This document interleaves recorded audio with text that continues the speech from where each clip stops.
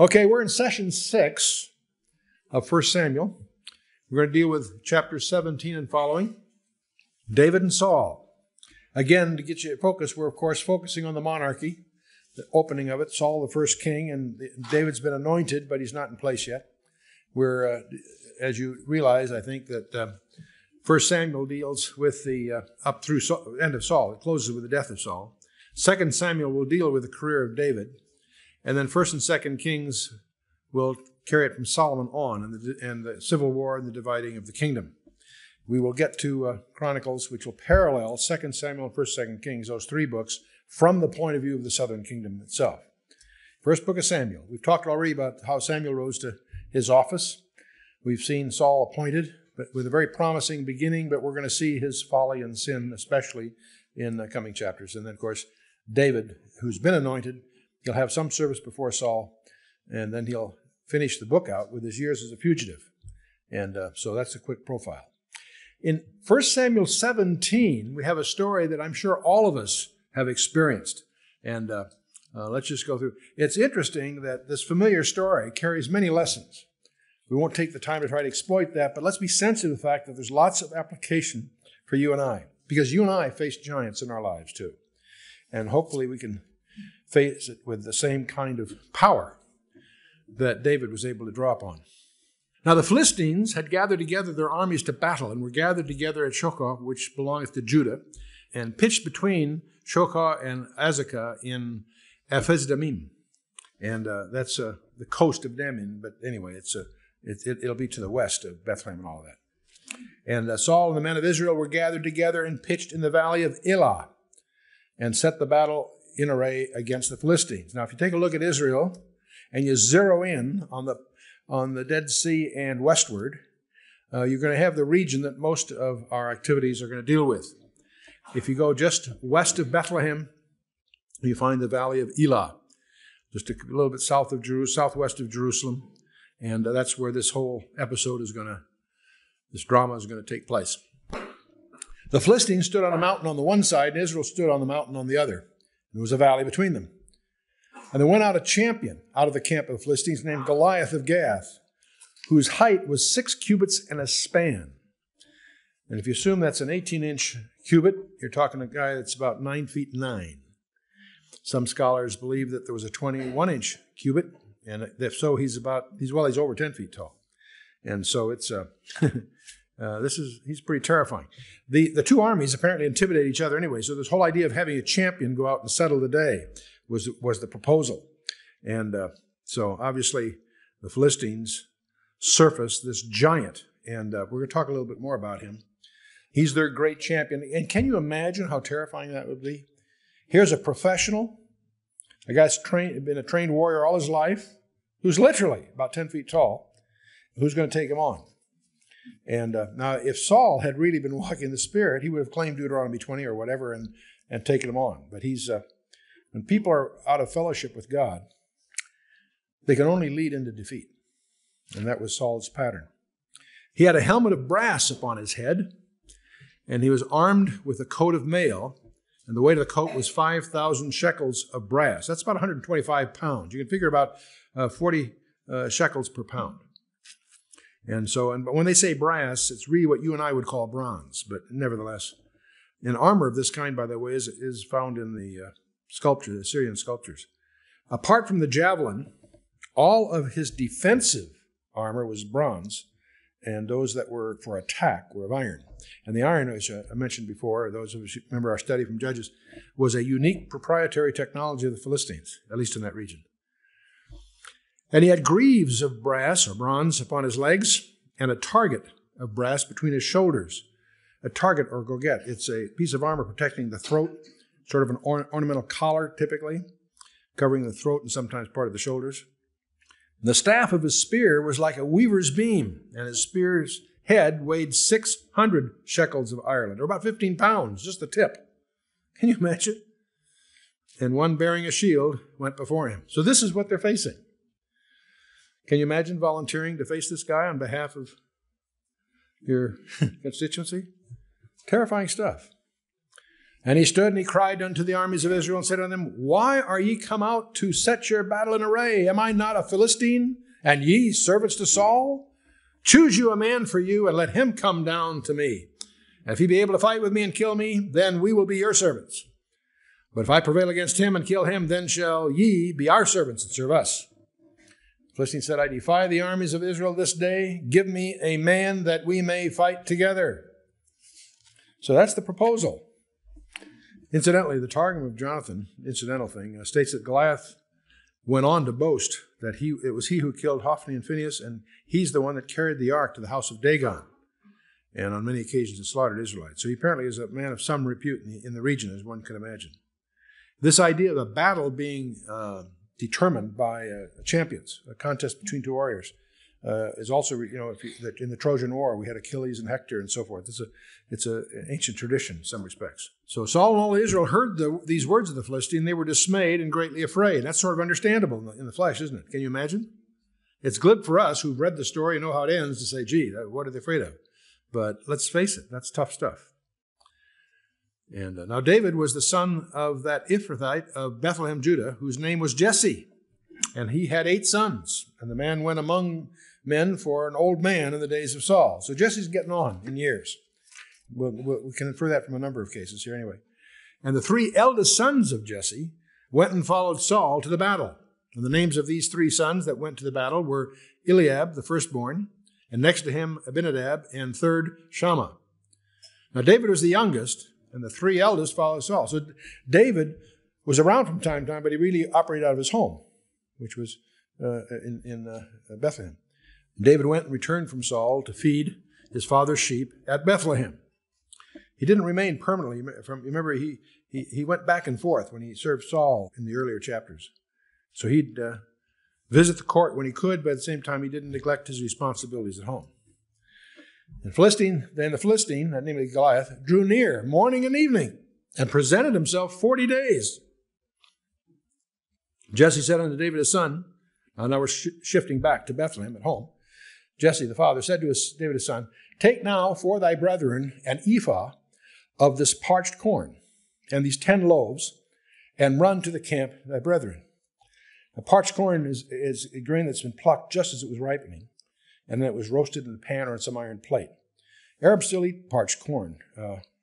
It's a very important part of their diet. And carry these 10 cheeses unto the captain of their 1,000, and look how thy brethren fare, and take their pledge. Take their pledge. In other words, really bring back home some evidence that you've completed your mission. That's really what's implied there. So now Saul and they and all the men of Israel were in the valley of Elah fighting with the Philistines. And David rose up early in the morning, left the sheep with the keeper, and went as Jesse had commanded him. He came to the trench as the host was going forth to fight, and shouted for the battle. The trench, or a place of carriage, is really what it is. And David left his carriage in the hand of the keeper of the carriage and went into the army and came and saluted his brethren. As he talked with them, behold, there came up the champion, the Philistine of Gath, Goliath by name, out of the armies of the Philistines, and spake according to the same words. And David heard them. And all the men of Israel, when they saw the man, fled from him, and they were sore afraid. Understandable. And the men of Israel said, Have ye seen this man that is come up? Surely to defy Israel is he come up. And it shall be that the man who killeth him, the king will enrich him with great riches, and will give him his daughter, and make his father's house free in Israel.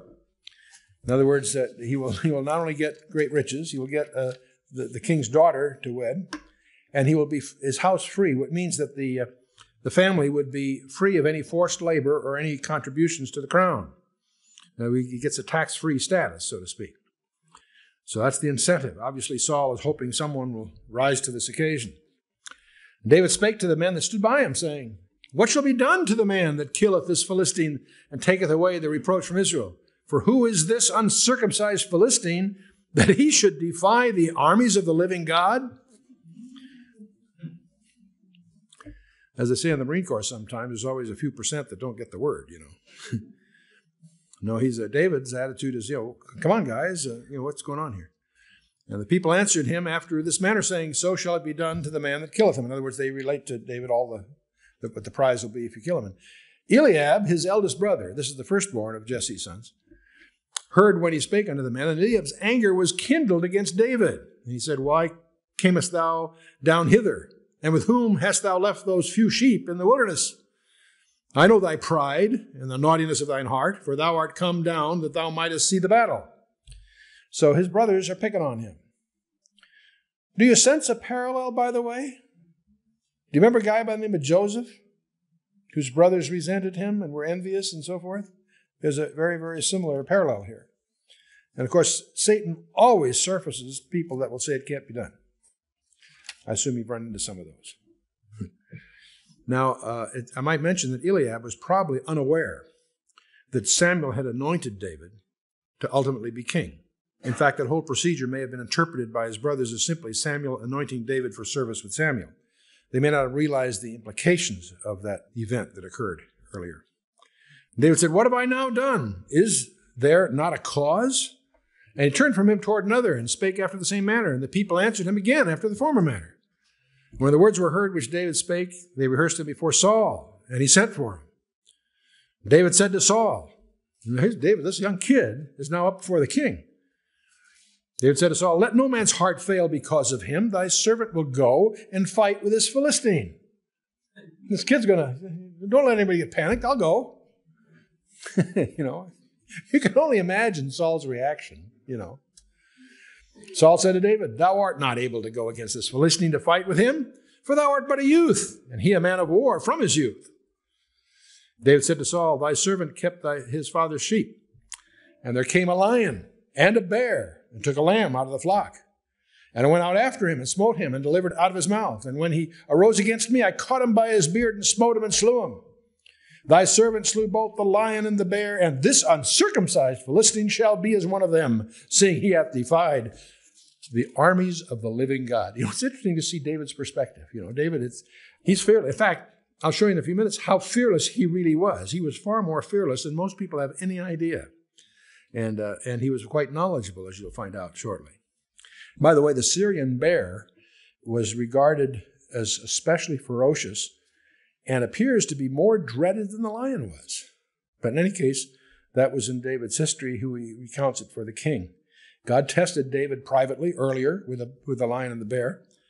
Now he's going to test him openly before the armies of Israel with this giant. And, if we're faithful in our small private battles, they often are preludes to being publicly tested. Too often, God's people faint at the earlier tests and never get a chance at the big battles that are to come. David said, Moreover, the Lord that delivered me out of the paw of the lion, knows who gets the credit. David's not really taking credit personally. Moreover, the Lord that delivered me out of the paw of the lion and out of the paw of the bear, he will deliver me out of the hand of this Philistine. And Saul said unto David, Go, and the Lord be with thee. And Saul armed David with his armor. Now, that's a very strange thing, because Saul was a tall guy. Remember, he stood head and shoulders above all the rest of Israel at one time, apparently. David would have to be about his size to use his armor, at least come close. So David, you always picture him as a small youth. He might have been, who knows, 20, I don't know. Saul armed David with his armor, and he put a helmet of brass on his head, and also he armed him with a coat of mail. David girded his sword upon his armor, and he essayed it to go, but for he had not proved it. David said to Saul, I cannot go with these, for I have not proved them. And David put them off him. How interesting it is. It may sound good, but he hadn't been trained. He hadn't been practiced with that. So he took what he was familiar with. He took a staff in his hand, and he chose him 5 smooth stones out of the brook and put them in a shepherd's bag, which he had, even in the script, and his sling was in his hand, and he drew near to the Philistine. A little background here. I personally suspect that David was taught how to use a sling by the Benjamites. The tribe of Benjamin is right adjacent to that part of that tribe of Judah. And it's very likely that David watched them practice. And if you may recall from our study in Judges 20, the Benjamites were famous for being able to hit a guy within a hairbreadth with their sling. They were experts. That featured very importantly in a number of the discussions we had in the book of Judges. And it's my suspicion that David, he certainly was very skilled with it, and he may have gotten that skill from the Benjamites. But there's another thing here that it always fascinates me, that most people who know this story don't pay attention to verse 40. How many stones did David pick out as he crossed the brook? He took 5. How many did he need, ultimately, for Goliath? 1. If he missed with the first one, he was over. He had to make that first one count. Well, what do you have the other 4 for? When you get to 2 Samuel, you'll discover that Goliath had 4 brothers. He was ready for all 5. That gives you a glimpse into this kid. Goliath was just the first. 2 Samuel 21, you'll discover the Goliath's 4 brothers get nailed by David's mighty men. You'll discover Ishbi-benob, Soph, and Lami, and there's one other we don't know the name of. In fact, Lami is there recorded as the brother of Goliath, but in 1 Chronicles 20, verse 5, his name is given. And so the point is that the giant, the father, had 5 of these offspring. And what we know about them is that they were sons of, what they're called sons of Anak. Anak was one of the giants. Remember, Og up in the Bashan was the king of the giants. You find this word giant translated all through the Old Testament.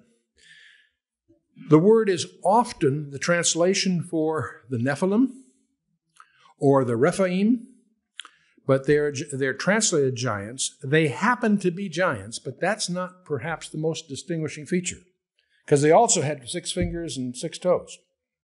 These were strange creatures.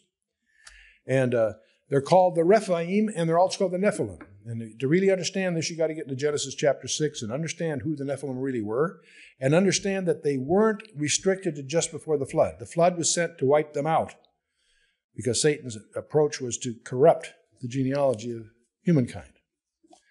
That's what the flood was sent. The shenanigans that brought those about occurred also after that, Genesis 6 verse 4 tells us. And you'll find all through the Old Testament the giants mentioned, Og, the king of the giants. And sometimes they're called the Rephaim. That word is sometimes translated giant. It's sometimes translated dead, the walking dead. They were known to the Moabites as the Emim, these tribes, and to Ammonites as the Zamzummim, in Deuteronomy 2.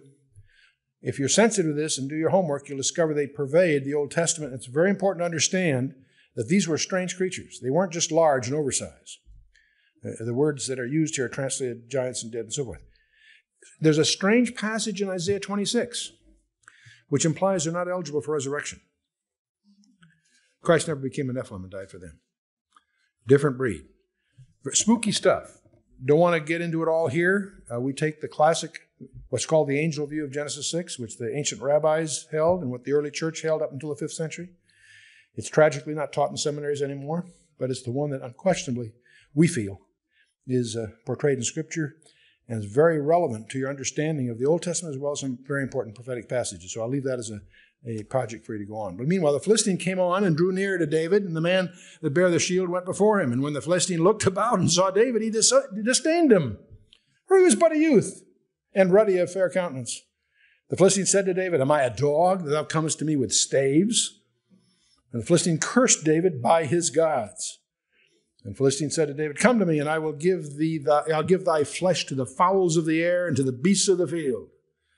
And they said David to the Philistines, "Thou comest to me with a sword and with a spear and with a shield, but I come to thee in the name of the Lord of hosts, the God of the armies of Israel, whom thou hast defied. This day will the Lord deliver thee into mine hand, and I'll smite thee and take thine head from thee, and I will give the carcasses of the host of the Philistines this day unto the fowls of the air and to the wild beasts of the earth, that all the earth may know that there is a God in Israel." Boy, he's quite a kid. "And all this assembly shall know that the Lord saveth not with the sword and spear. For the battle is the Lord's, and he will give you into our hands." It came to pass when the Philistine arose, and he came and drew nigh to meet David, that David hasted and ran toward the army to meet the Philistine. Now, it's very interesting. There are some scholars that have a conjecture regarding the Nephilim, that they may have had an eyesight problem. There's hints of that. And it could be that by running directly at him, that may have been an advantage in addition, just being into the obvious of being aggressive. That's a conjecture among some. I wouldn't sell it hard, but it's a possibility. In any case, David ran right to him, hasted to him. He put his hand in his bag and took a stone and slang it and smote the Philistine in his forehead that the stone sunk into his forehead. This kid didn't miss. He was trained in that regard. And he fell upon his face to the earth. That's Goliath. And so David prevailed over the Philistine with a sling and with a stone. And he smote the Philistine and slew him, but there was no sword in the hand of David. So what's he going to use? He'll use Goliath's. Therefore David ran and stood upon the Philistine and took a sword and drew it out of the sheath thereof and slew him and cut off his head therewith. And when the Philistines saw their champion was dead, they fled. Gustave Doré, who was an artist in the middle 19th century, has a lot of illustrations. Obviously, this is much portrayed in art. I just have thrown this in here because it's one person's view of the occasion. And the men of Israel and of Judah arose and shouted and pursued the Philistines until thou come to the valley and to the gates of Ekron. And the wounded of the Philistines fell down by the way to Sherim and even unto Gath and unto Ekron. And the children of Israel returned from chasing after the Philistines, and they spoiled their tents. And David took the head of the Philistine and brought to Jerusalem, and he put his armor in his tent. And when Saul saw David go forth against the Philistines, he said to Abner, the captain of the host, Abner, whose son is this youth? And Abner said, as thy soul liveth, O king, I cannot tell. The king said, inquire thou whose son this stripling is. This is a passage that caused a lot of confusion. A lot of people wonder, gee, how could Saul not recognize the kid? That may not be the issue here. First of all, David's previous commerce with Saul was intermittent and not alone. There are lots of others that were probably in sort of that category. But that's not the point. The real point is here, he may know who David was. He didn't know. He wants to know, this kid's now going to be subject, he's going to be a son-in-law. He wants to understand his background, his connection, his family. So he's really asking not who is the kid, whose son is he? Inquire whose son the stripling is. And David returned from the slaughter of the Philistines. Abner took him and brought him before Saul with the head of the Philistine in his hand. Hey, look what I got. Saul said to him, whose son art thou, thou young man? David answered, I am the son of thy servant Jesse, the Bethlehemite. And that's the end of that chapter 17. Now, the subsequent chapters are going to deal with David's activities in the court of Saul. But by the way, not to build a big case out of this, but you might reflect on some of this. David is, in a sense, a picture of Jesus Christ. David's name means beloved, and of course, Christ was God's beloved son. Both were born in Bethlehem. Both were rejected by their brethren. And of course, when David became king, his brethren received him. Just like Joseph's brothers ultimately discovered him. And after the initial rejection, the Jews will discover Christ. And that parallel is very real. So David was anointed king long before he reigned. And of course, Christ is king now, but he will not reign on the earth until Satan is dealt with. Now, King Saul, in a sense, can be viewed as a type of Satan in this age. Rejected and defeated, yet permitted to reign until David's ready for the throne. And Satan's permitted to persecute God's people, and yet one day he too will be dealt with. Just as David was sent by his father to the battlefield, so Christ was sent by his Father to this world. And Goliath can be seen as representing Satan's pride and power.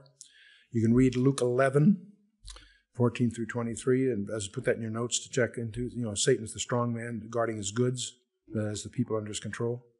Christ is the stronger one that overcomes him in that parable, and so on. So Christ invaded Satan's kingdom. He's going to take his armor and now dividing his spoils by saving lost souls and making them children of God. And that's what, in a sense, David did that day. Just like Christ, David had his victory. We don't fight for victory, we fight from victory. The victory was at the cross. Be of good cheer, Jesus said. I have overcome the world.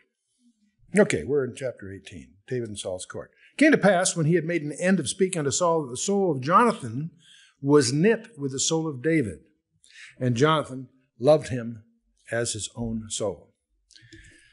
I remember I was taking one of my early tours to Israel, and we had a wonderful tour, but near the end we had a campfire by the sea, and we were all just sharing what things meant for you. Everybody was sharing what the trip had meant to them. Well, I had discovered on this trip there was a guy that had signed on with the trip that turned out to be a very well-known Bible teacher. And we just had a wonderful friendship. And near the end, I said, well, what was your purpose? He said, I just attended to my knitting. And he used this verse. because our souls were knit together. That was what he was saying. I'll never forget. I always remember that when I see this. And it was it's the same word, by the way, in the Hebrew. In Genesis 44:30, expressed Jacob's love for Benjamin. Remember Jacob's the youngest son. Benjamin, same term is used. But Jonathan loved him as his own soul. Now Jonathan had every reason to resent David because David hadn't come along. The dynasty was his. He would have been the next king. But he's not jealous. He loves David, and he really helps him. You're going to see they become bonded. They're real soulmates. And Saul took him that day and would let him go no more home to his father's house. That is David. And Jonathan and David made a covenant because he loved him as his own soul. Jonathan stripped himself of the robe that was upon him and gave it to David, and his garments, even his sword, and to his bow, and to his girdle.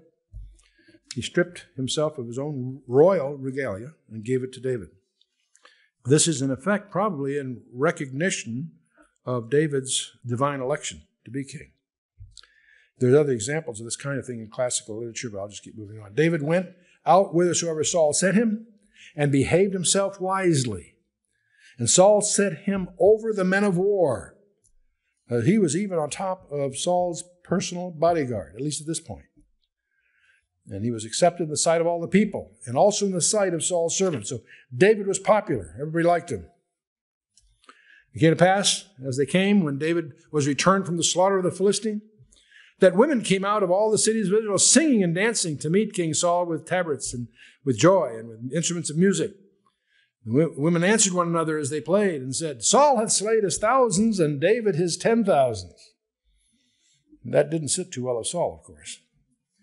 That didn't sit well with him at all. Saul was very wroth, and the saying displeased him. He said, they have ascribed unto David 10,000s, and to me they have ascribed but thousands. And what can he have more but the kingdom? And Saul eyed David from that day on. So now David's in trouble. Proverbs 27:21. As the fining pot for silver and the furnace for gold, so is a man to his praise. It's dangerous to start believing your own press releases. See, the praise that made David humble brought the dross in Saul's heart to the top and revealed his pride and his desire for glory. It came to pass on the morrow that the evil spirit from God came upon Saul. That's permissive spirit. In other words, he could have done it without God's permission, of course. And he prophesied in the midst of the house. And David played with his hand as at other times, and there was a javelin in Saul's hand. Now, this is very strange.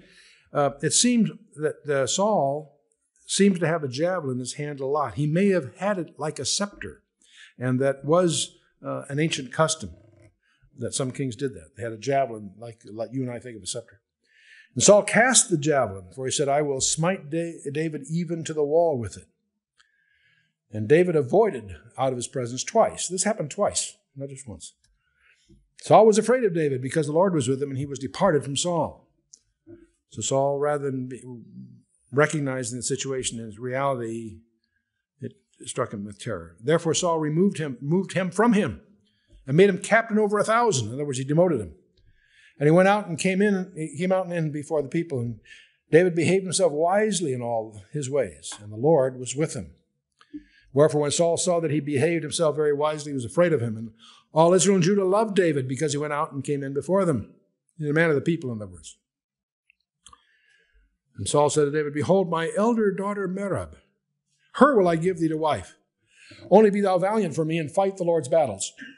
For Saul said, Let not mine hand be upon him, but let the hand of the Philistines be upon him. In other words, Saul's hoping that being in combat, that David would get nailed.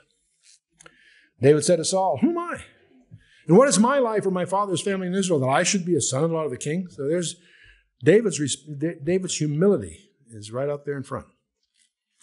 But it came to pass at the time when Merab, Saul's daughter, should have been given to David, that she was given to Adriel, the Meholathite, to wife. So Saul didn't keep his promise. This gal was given to another.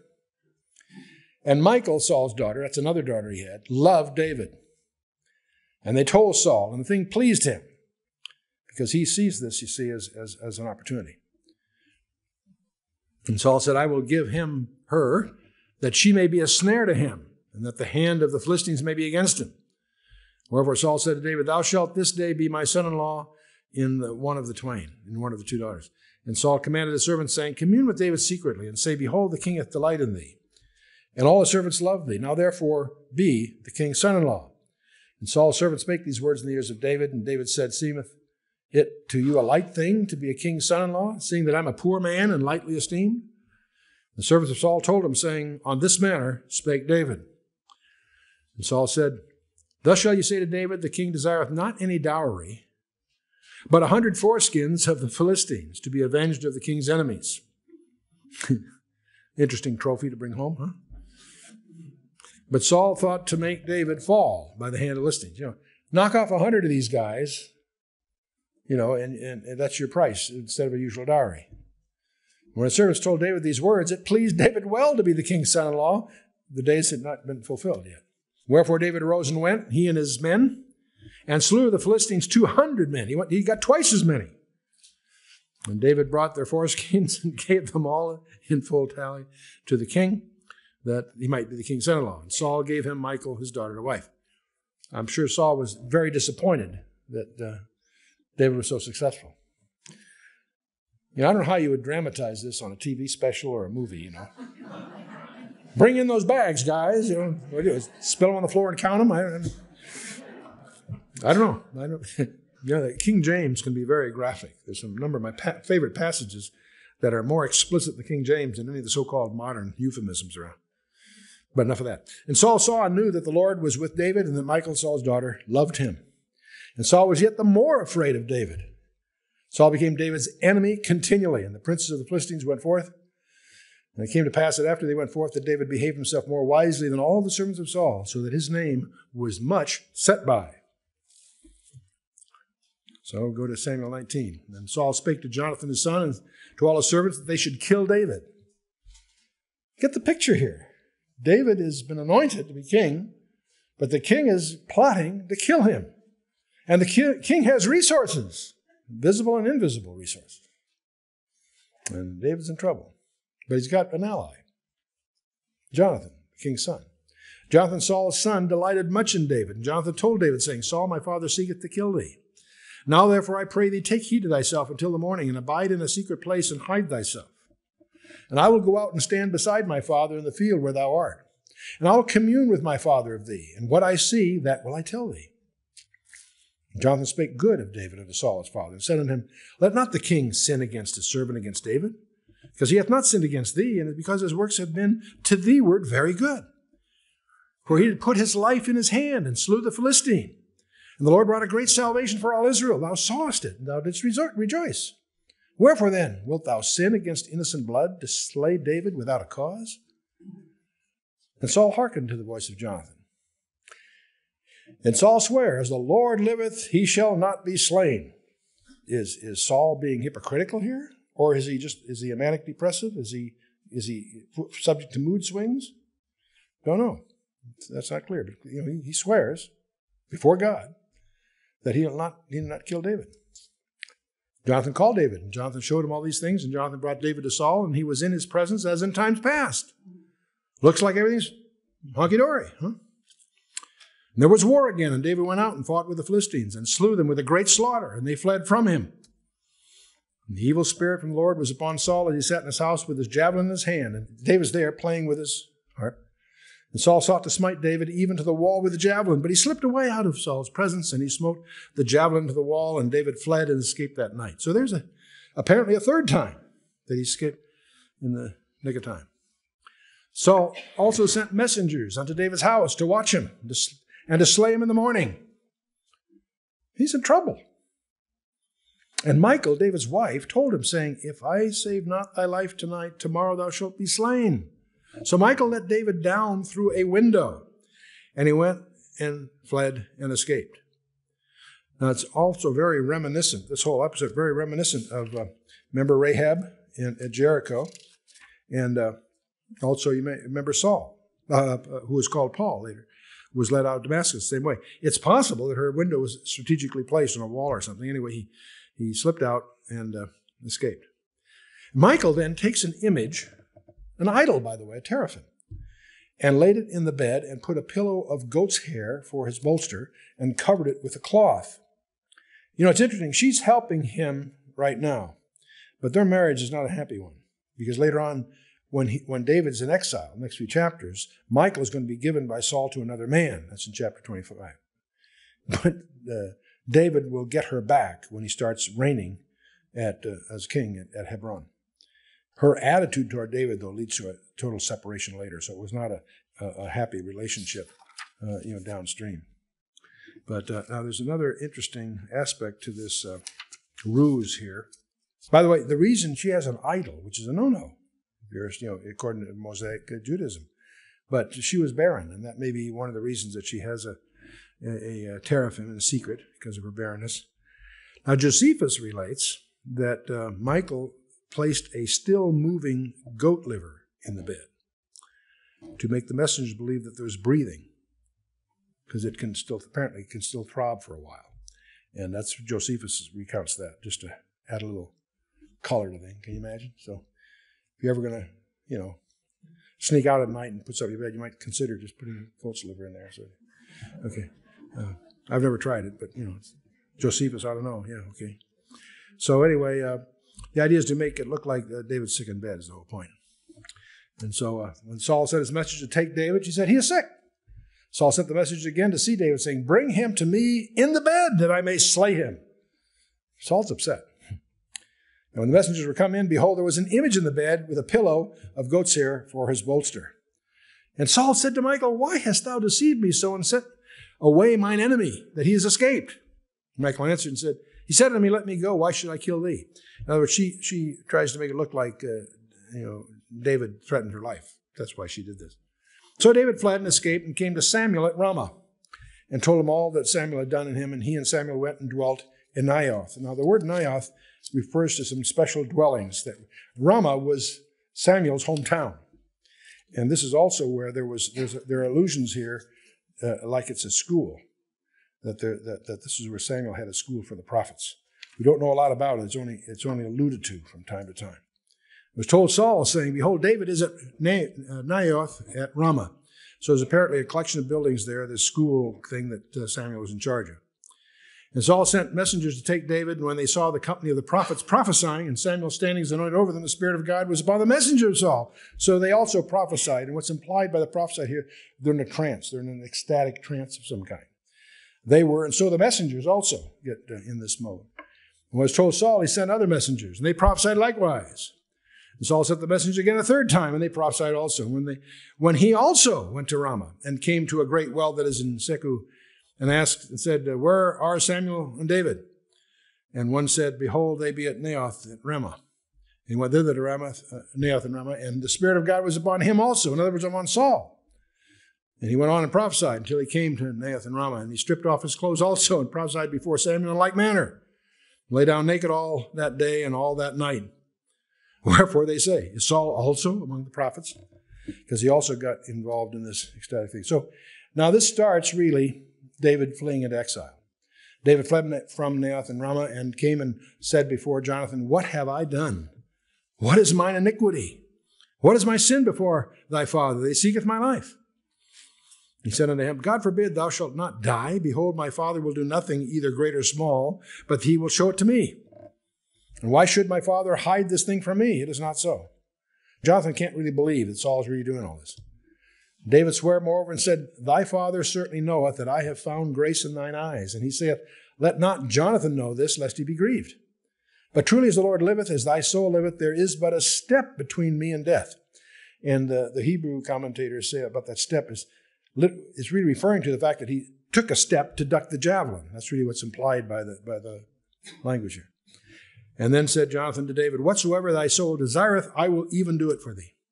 David said to Jonathan, behold, tomorrow is the new moon, and I should not fail to sit with the king at meat. But let me go that I may hide myself in the field unto the third day at even. See, at the new moon, every month, the new moon was marked the month, and there was always a feast each time. And the feast was ceremonially prescribed. You'll find it in 2 Kings 4, Isaiah 1, 13, Amos 8, 5. It's one of the main festivals. It's not just a religious festival. It's also, as in Numbers 10 and 28 with detail, it's also a civil festival. And since David was a member of the royal household, in effect, he was expected to be there at the noon new moon sacrificial meal. So if thy father at all miss me, say, David earnestly asked me to leave that he might run to Bethlehem, his city, for there is a yearly sacrifice there for all the family. And if he say thus, it is well, thy servant shall have peace. But if he be very wroth, then be sure that evil is determined by him. This is sort of a sign that David's seeking. Therefore thou shalt deal kindly with thy servant, for thou hast brought thy servant into a covenant of the Lord with thee. Notwithstanding, if there be in me iniquity, slay me thyself. For why shouldest thou bring me to thy father? Jonathan said, far be it from thee. For if I knew certainly that evil were determined by my father to come upon thee, then would I not tell thee? And then said David to Jonathan, who shall tell me? And what if thy father answer thee roughly? And Jonathan said unto David, come and let us go out in the field. And they went out, both of them, into the field. And they set up a code here, in effect. Jonathan said unto David, O Lord God of Israel, when I have sounded my father out tomorrow at any time, or on the third day, behold, if there be good toward David, then I shall send not for thee and show it thee. The Lord do so, and much more to Jonathan. But if it please my father do thee evil, then I will show it thee and send thee away, that thou mayest go in peace.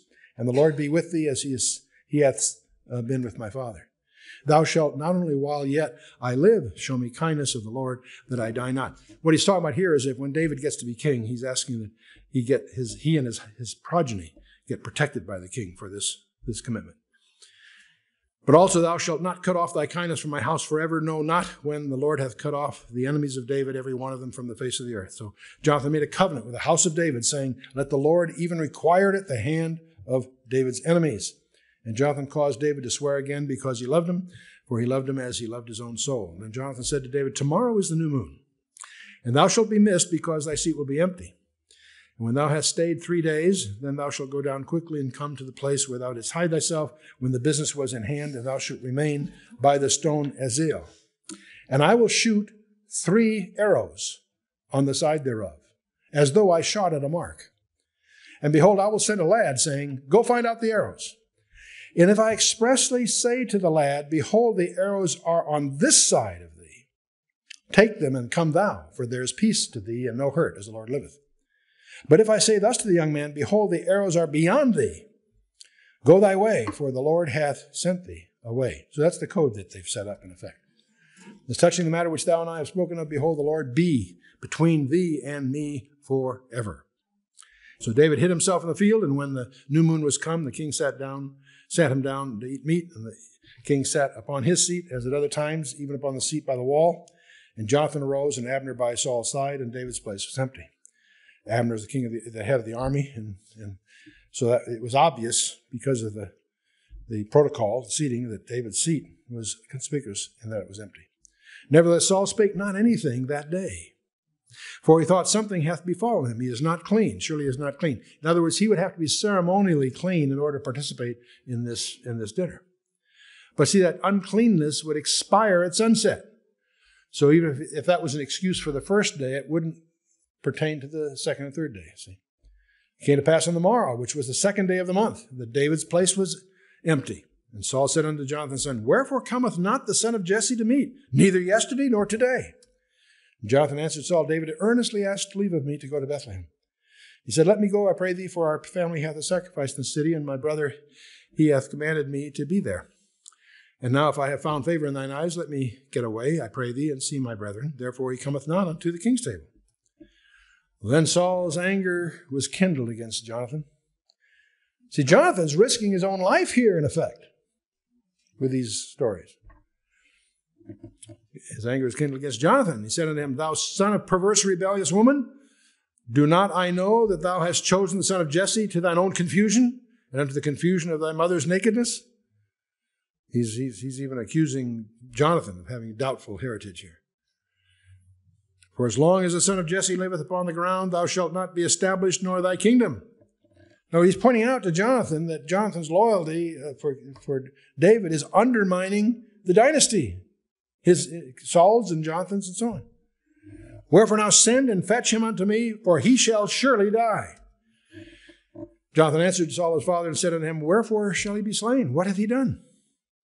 And Saul cast a javelin at him to smite him, whereby Jonathan knew that it was determined of his father to slay David. Man, Saul has thrown a lot of javelins. So Jonathan rose from the table in fierce anger and did eat no meat the second day of the month. He was grieved for David because his father had done him shame. It came to pass in the morning that Jonathan went out into the field at the time appointed with David with a little lad with him. And he said to his lad, "Run, find out now the arrows which I shoot." As the lad ran, he shot an arrow beyond him. When the lad was come to the place of the arrow which Jonathan had shot, Jonathan cried after the lad and said, "Is not the arrow beyond thee?" That's the code, see? Jonathan cried after the lad, "Make speed, haste, stay not." He's not talking to the lad, he's talking to David, who's hiding there. Jonathan's lad gathered up the arrows and came to his master. But the lad knew not anything, only Jonathan and David knew the matter. And Jonathan gave his artillery unto his lad and said unto him, "Go, carry them to the city." And as soon as the lad was gone, David arose out of the place toward the south and fell on his face to the ground and bowed himself 3 times. They kissed, because he's honoring Jonathan, because he's still the son of the king, so he's the prince. They kissed one another and wept one another until David exceeded. And Jonathan said to David, "Go in peace, for as much as we have sworn both of us in the name of the Lord, saying, the Lord be between me and thee, and between my seed and thy seed forever." And he arose and departed, and Jonathan went into the city. So we're seeing the sun set on Saul. He had early promise, as we noticed. He was strikingly physical, had physical superiority. Originally, Saul was modest, direct, and generous, but his pride gets away from him. He starts with the irreverent presumption, willful impatience, you remember that? Finally, disobedience and deceit over Agag with Samuel and all that.